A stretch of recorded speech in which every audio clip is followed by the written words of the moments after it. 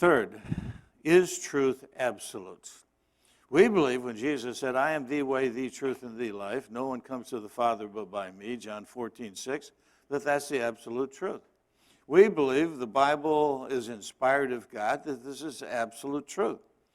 And yet we're proclaiming an absolute truth in a relative time. How do we defend truth as absolute? Alfred North Whitehead was the father of modern process theology, relativism, known as panentheism, organicism, or dipolar theism. He said reality has no unchanging forms. He said all truth is in process, harking back to Heraclitus, who said no man steps into the same river once, for fresh waters are ever upon us. Or Cratylus after him, who said no one steps into the same river once, because the river's in process and I'm in process. And if you ask him if he existed, he just wiggled his little finger, indicating he too was in process. All truth is changing and relative. Now that's the dominant theory of our day, and we have to know how to respond to this if we're going to defend the truths of Christianity. Well, first of all, relativism fails because it either affirms that relativism is absolutely true, which is self-defeating, or else it claims this view is just another relative statement, and hence it's unsuccessful in establishing that it's true. So either it slits its own throat, hangs itself on its own gallows, or can't establish its view as true because it's just another relative statement. Here's the absolute truth. If you say there is no absolute truth, you must respond by saying, is that absolutely true?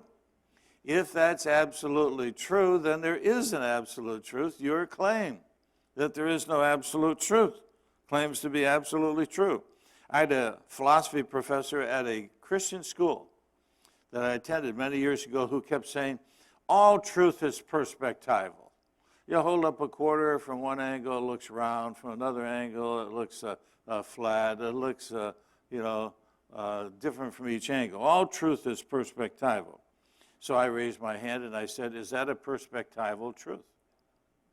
If all truth is perspectival, is your statement just a perspectival truth? He never answered, never ever answered it.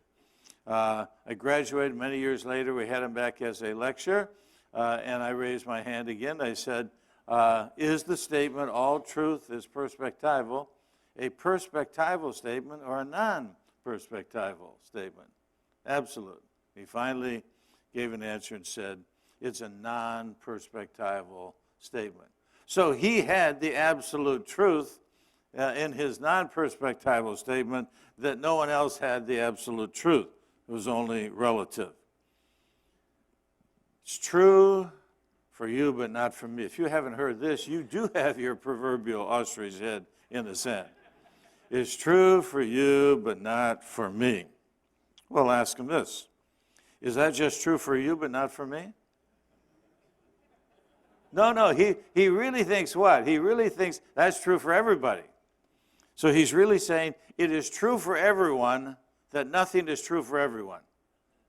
Well, if it's true for everyone, then nothing is true for everyone, then something is true for everyone. What you're trying to tell me is true for everyone. Now, I'm going to give you some parables. Jesus talked in parables. I call it parabolic apologetics. We wrote a book, The Apologetics of Jesus. This book shows how you can use parables from life to illustrate to people that what they say they don't believe, they really do believe. For example, when it comes to safety, everybody believes in the absolute truth. If your new baby is strapped in the back seat and the seat belt breaks, first time you put on your brakes and the baby is injured, and the company says, well, we think the seat belt was safe. Well, we feel deeply down in our heart that all our products are safe. That won't do, will it? You want to know the objective truth. Was the belt safe or was it not? Everybody in the realm of safety, especially if it involves one of them or their loved ones, wants to know the absolute truth. In the realm of money, you go to the bank and You think you have $500 in the account, and the teller says it's 50. Well, it's true for her. No, you want to know the absolute truth, don't you? You wouldn't settle for anything less than the objective truth when it comes to your safety and when it comes to your money. How about medicine? I was in the hospital one of the 7 times that I almost died in my life. I was in the hospital this time dying of sepsis. 50% of the people that get sepsis die. And I've got tubes coming in me, and then about 2 in the morning, the vultures come in, the vampires. No offense if you're a doctor or a nurse, but the bloodletters come in. And I had one bloodletter on the right and one on the left, and they said, "What's your name?" I said, "You tell me my name. I know my name. I want to make sure before you take any more of my blood or give me any more medicine that you know." On my right hand was a pink band that said Gillespie. On my left hand was a pink band that said Geisler. I said, "Now, which one am I? Is Gillespie alive? Is Gillespie getting my medicine? Is he dying? Am I getting Gillespie's medicine? Am I dying?" I want to know what? The absolute truth. I don't care how many times she says, "Well, that may be your perspective, or that may be the way you think about it." No, I want to know the absolute truth when it comes to medicine, and so do you. Everybody does. How about in relationships? Is he cheating on me? Well, I don't think I am, but that isn't the question. That is not the question. The question is, are you? Are you? In relationships, we won't settle for, well, he thinks he isn't, or she thinks she isn't. No, we want to know the absolute truth. You go to court, and you raise your hand, you say, "I swear to tell the expedient, the whole expedient, and nothing but the expedient, so help me future experience." Won't work in court. Why? You got to tell the absolute truth. "I swear to tell the truth, the whole truth, and nothing but the truth." It's the only thing that'll work in court. Everyone believes in absolute truth in every area of their life except when it comes to religion. Well, it doesn't matter what you believe. Listen, if you wouldn't put your money in a bank account on anything else than the absolute truth, don't bank on your eternal soul going to the right place on the basis of relative truth. If you wouldn't trust your child to anything but the absolute truth, why do you trust your eternal soul to anything but the absolute truth? Truth does apply to every area of life and the life to come. This leads to the 4th point, objections to absolute truth. Objection 1, truth changes. What's true today may be false tomorrow. The progress of science is proof that truth is constantly changing. Because they used to believe that the world was square, and now we believe the world is round. Obviously, truth is changing.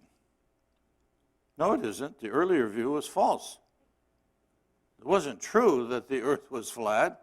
It always was true that it's round. What changed was you changed from having a false view to having a true view.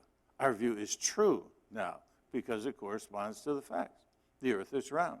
Their view was false because it didn't correspond to the facts. Truth does not change. The earth was always round. Those who believe it was flat were in error, not in truth. Objection 2. Belief in absolute truth is a narrow view. Now, this one, they always think they have us because nobody wants to be narrow. Nobody wants to be narrow-minded. Everybody wants to be broad-minded. So to believe in truth is a very narrow view. Response. Truth is narrow by its very nature. In fact, the most narrow person I ever met was my kindergarten teacher, Miss Kneppel. That was her name, Miss Kneppel. I didn't name her. There she was. And she would say, she'd always throw my middle name in there, Norman Leo. I knew I was in trouble when she said Norman Leo. What's 2 plus 2? I'd say 5. Whack on the hand with a ruler. cruel and unusual punishment by today's standards. But we learned, you know what? She was so narrow. Of the infinite number of numbers, from 1 to infinity, if you said 1, 2, to the question, what's 2 plus 2? 3, 5, 6, 7, she would give you an infinite number of whacks until you said the right number. I think that's pretty narrow, isn't it? Well, why can't I like 7. 7's a nice number. No, doesn't matter. Truth is narrow by its very nature. I am here. I'm not there. I'm not there. I'm not there. I'm not anywhere else in the universe. Everything else is wrong. I'm here, and to say that I'm anywhere else is wrong. There are an infinite number of ways to be wrong about where I am, but only one way to be right. I am here. 4 plus 4 is 8. Only 8. Not 7, 9, 10, or on into infinity. You say, that's narrow. That's the way truth is. It's narrow. Response. Saying atheism is true is narrow, since it excludes all of its opposites. I was debating an atheist at Rice University a number of years ago, and he wrote a book called Religion Without God. That's kind of like romance without a spouse. But anyway, I wrote a book called Christian Apologetics, and he held up my book and he said, you know what Geisler says in this book? He says, Christianity is true and everything opposed to it is false. These are really narrow-minded people.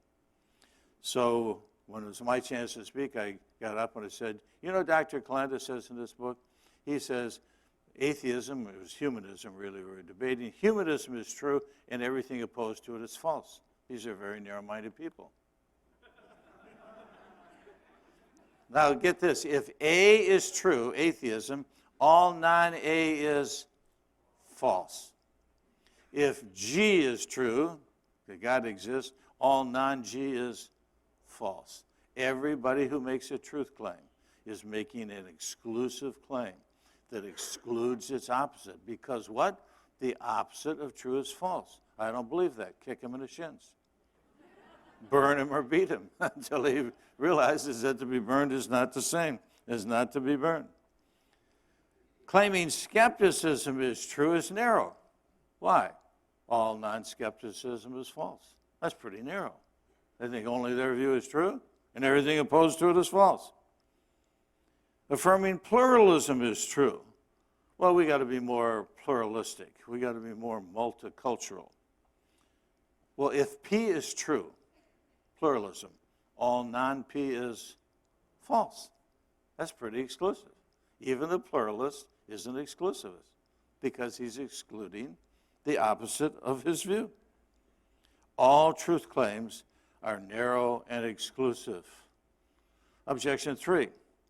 No one can have an absolute understanding of the truth. Response. Truth can be absolute without our having an absolute understanding of it. A number of years ago, I was at a pastor's conference, and as pastors are wont to do, they'll discuss recent topics, and we were debating another person on a topic, forget the topic for the time being, and I discovered that we were going to have a difficult time coming to an understanding. And so I said, do you believe the Bible is infallible? He said, yes. I said, so do I. So if your view is in accord with the Bible, your view will be true, and if my view isn't, my view will be false, right? And vice versa. We both agreed. Then I said to him, do you have an infallible understanding of the Bible? He said, yes. I said, I'm in trouble. I'm debating the Protestant Pope. He's got an infallible understanding of the infallible. I don't. I've been wrong many times about the Bible. I've been wrong at least 3 times about the sons of God at Genesis 6, because there are 4 views, and I've held all 4 views over the last 50 years. So I had to be wrong at least 3 times. I don't have an infallible understanding of the infallible. So I thought I'd ask another question. Is God infinite? He said, yes. I said, do you have an infinite understanding of God? Sure enough, he said, yes. I said, I'm not debating the Protestant Pope. I'm debating God. He has an infallible understanding of the infallible and an infinite understanding of the infinite. I said, let's have coffee. There's nothing else to say, right? We're not saying we have an absolute understanding of the truth. We're saying the truth is absolute. Our understanding is finite. Now we see through a glass darkly, then face to face. Now we know in part, then we'll know even as we are known. Truth can be absolute without our having an absolute understanding of it.